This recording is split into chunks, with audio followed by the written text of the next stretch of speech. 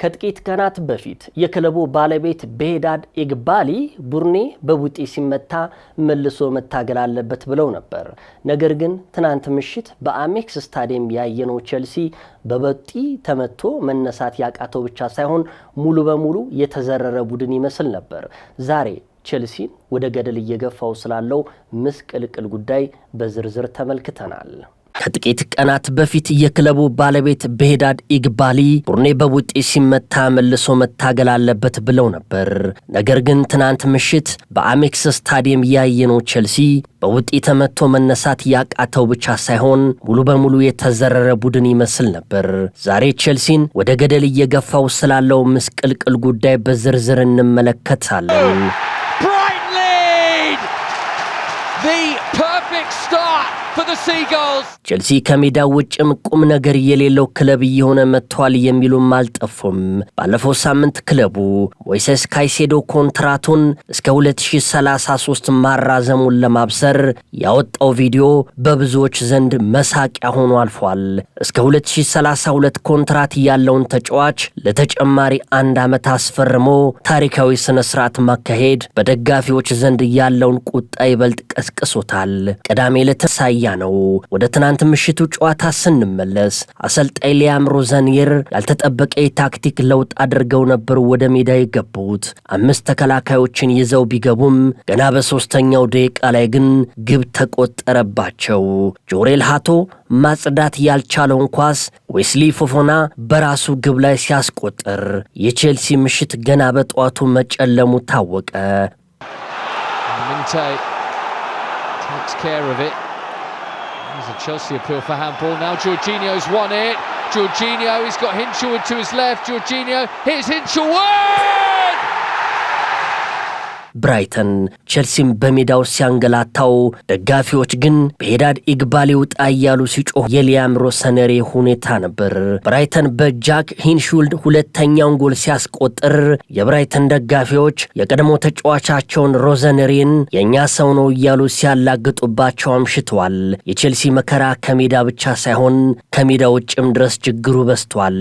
በሌላ በኩል ደግሞ ኢንዞ ፈርናንዴዝ ወደ ሪያል ማድሪድ ለመሄድ ፍንጭ ሰጥቷል ተብሎ ታግዶ ከቆየ በኋላ ትናንት ምሽት የአምበልነቱን የክንድ መታጠቂያ ታጥቆ መግባቱ በክለቡ ውስጥ ያለውን የአመራር መላላት ያሳያል የሚሉም አልጠፉም።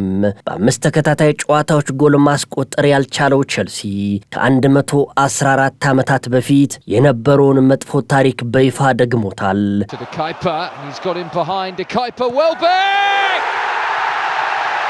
The icing on the cake applied by Albion's deadliest marksman. ቼልሲ በአሁኑ ሰዓት ያለበት ሁኔታ እጅግ አሳሳቢ ሆኗል። ባለፈው ቅዳሜ በማንቸስተር ዩናይትድ 1-0 እንዲሁም ትናንት ምሽት ደግሞ በብራይተን 3-0 መሸነፉን ተከትሎ በሊጉ ለ5 ተከታታይ ጨዋታዎች ያለምንም ጎል ተሸንፏል። ይህ ክስተት እንደ አውሮፓውያኑ ዘመን ቀመር ከ1998 ወዲህ ለመጀመሪያ ጊዜ የተመዘገበ ሲሆን ትናንት ያንን ታሪክ መድገሙን ተከትሎ እንደ አውሮፓውያኑ ዘመን ቀመር ከ1912 ወዲህ 5 ተከታታይ ጨዋታዎችን ያለ ጎል በመሸነፍ ክለቡ መጥፎ ታሪክ ጠባሳን አሳርፎበታል። And they went down with barely a whimper here at Brighton tonight. የቼልሲ ትልቁ ፈተና የአጥቂ ክፍሉ መዛል ነው። አሁን ላይ በጉዳት የሚገኘው ኮል ፓልመር ባለፉት 6 ሳምንታት ጎል ማስቆጠር አልቻለም። ሊያም ዴላፕ፣ ፔድሮ ኔቶና አሌሃንድሮ ጋርናቾም በተመሳሳይ በከባድ የጉዳኝ ሮዘነሪ በቁጭት በንዴትና በእልህ ሲናገሩ ተሰምተዋል። እሳቸው እንደሚሉት ተጫዋቾቼ ፎጣ ጥለዋል፣ ተስፋ ቆርጠዋል ተብሎ ቢከሰሱም አይገርመኝም። ይህ አፈጻጸም እኔን አይወክልም ሲሉ ተጫዋቾቹን በይፋ የተቹበት አጋጣሚ ለብዙዎች ግርምትን ፈጥሯል። ሌላኛው በእንቅርት ላይ ጆሮ ደግፍ ይሉ ዘንድ ከአፍታ በኋላ ተከላካዩ ትራቮ ቻሎባ ለሚዲያ በሰጠው ቃል ተጫዋቾቹ አቅማቸውን ጨርሰው እየሮጡ ነበር፣ ችግሩ የጥረት አይደለም በማለት አሰልጣኙን የሚቃረን ሐሳብ መስጠቱ አነጋጋሪ ጉዳይ ሆኗል። ይህ የሚያሳየው ደግሞ በሰማያዊዎቹ ቤት ውስጥ አለመግባባት መጥፋቱን ነው። ቼልሲ አሁን በደረጃ ሰንጠረዡ ዝቅ እያለ ይገኛል። የ2023ቱ መጥፎ ትዝታ ዳግም እየታየ ነው። እሁድ በኤፍኤ ካፕ ከተቀናቃኙ ሊድስ ዩናይትድ ጋር ጨዋታ አላቸው።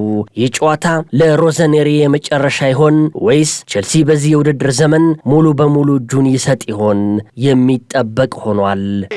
Without a goal, and they went down with barely a whimper here at Brighton tonight.